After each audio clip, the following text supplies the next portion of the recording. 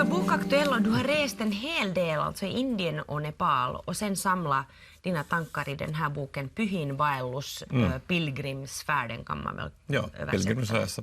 Pilgrimsresa. Om vi börjar där, varför är det just Indiens och den kulturens andlighet som passar dig? Andlighet är något som jag tycker att inte på det sättet liksom specifikt i en viss kultur, det är något som är andligt. Och en resa som man gör är alltid en resa som gör liksom sist och slutligen inom sig själv. Att den här platsen man får till en kuliss egentligen bara. Men jag tycker att någonting, vi lever här, vi har ganska mycket pengar, alla har liksom jobb och desto liksom välfärd, mycket mer än till exempel just i Indien. Men någonting fattas kanske. Att människor verkar inte så hemskt lyckliga kanske som de borde kunna vara med det som de har materiellt. Så Indien är sen en helt motsats, att de har kanske inte så bra materiellt, men att kanske de har sen något annat som är äldre och liksom som anknyter dem till någonting större än de själva, en tradition. Så det var det som jag sökte efter. Vad har du egenskap då av välfärdsprodukt och vit man hitta där i den kulturen? Jag har hittat en spegel, en analogi liksom, som jag kan då använda som att betrakta mig själv och min egna kultur och mitt egna land. Att grejen är ju inte att en vit man ska bli indisk eller att man ska liksom adaptera en kulturs yttre liksom tecken, utan det har att göra med att hitta ett sätt att se på världen som man då kan hämta tillbaka till sitt egna land och se på sin egna kultur och sin egna liksom, varifrån man själv kommer och sen se sig själv på ett annat sätt via en annan slags spegel. Den här ritualen att simma i Ganges är ju någonting som många vi här i västvärlden har sett i nyhetsbilder och annat. Du var med om ritualen Kumbh Mela 2010. Berätta. Det var galet, vackert, hemskt, smutsigt, skräckinjagande, heligt, oheligt. Det var liksom om tiotals miljoner människor badade på samma område några månader och samma stund där försöka alla få det där badet. Så man kan tänka sig att det är ganska sådär häftigt. Och sen är det ju liksom domineras ju Kumbh Melan av de här babas, naga-babas, som är då sådana asketiska, nakna, heliga, galna män som är klädda liksom i aska och mycket lite annat. Och långt hår och vapen.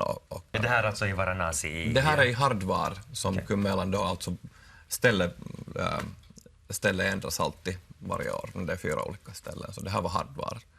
Vi var lite inne på det där att varför man har behovet eller längtan efter mystik och andlighet, men kan det vara en flykt också?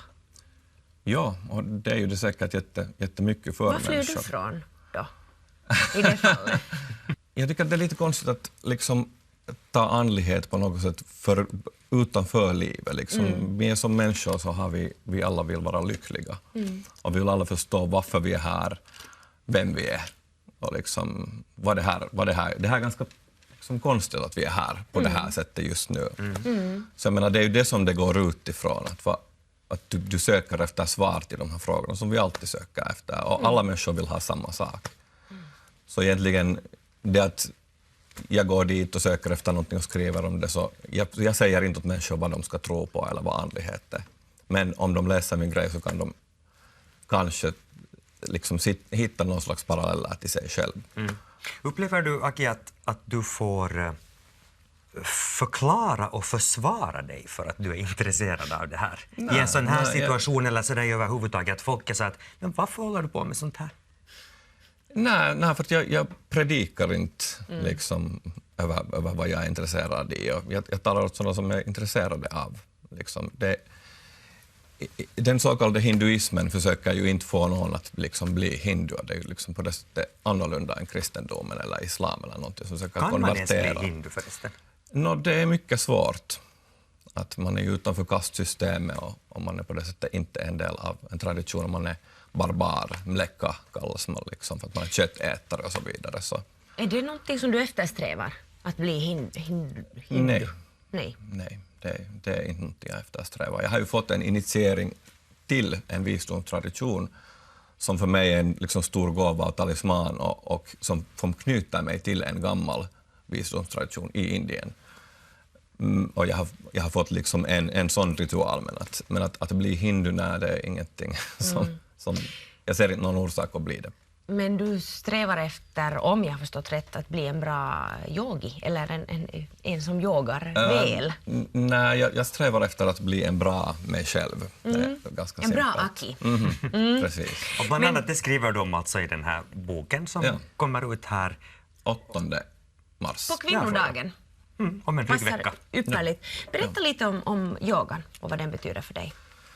Kanske en sak som nu är så där intressant för människor, så många människor håller på med yoga och på ett ganska sån här liksom fysiskt plan, att de håller på med asanas, liksom stretching och grejer.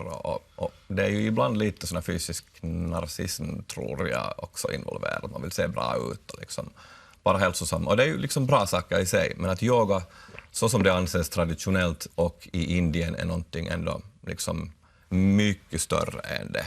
Och man ser knappast människor hålla på med asanas i Indien.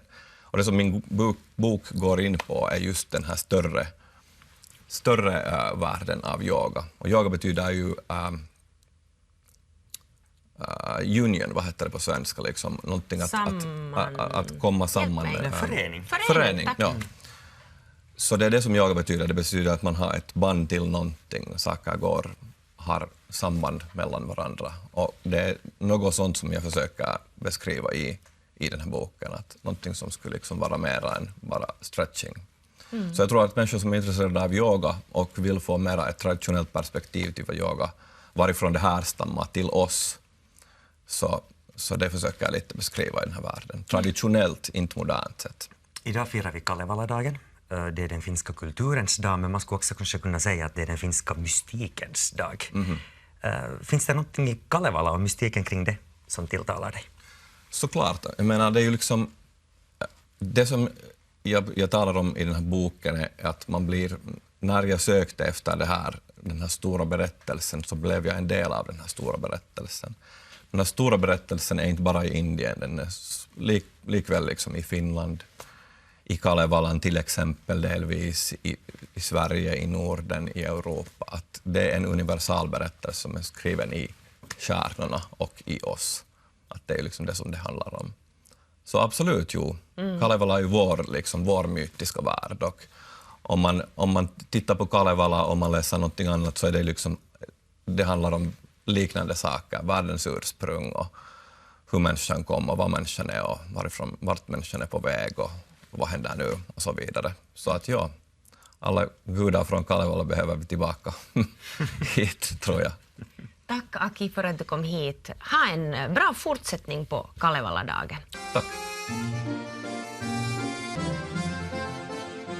Det här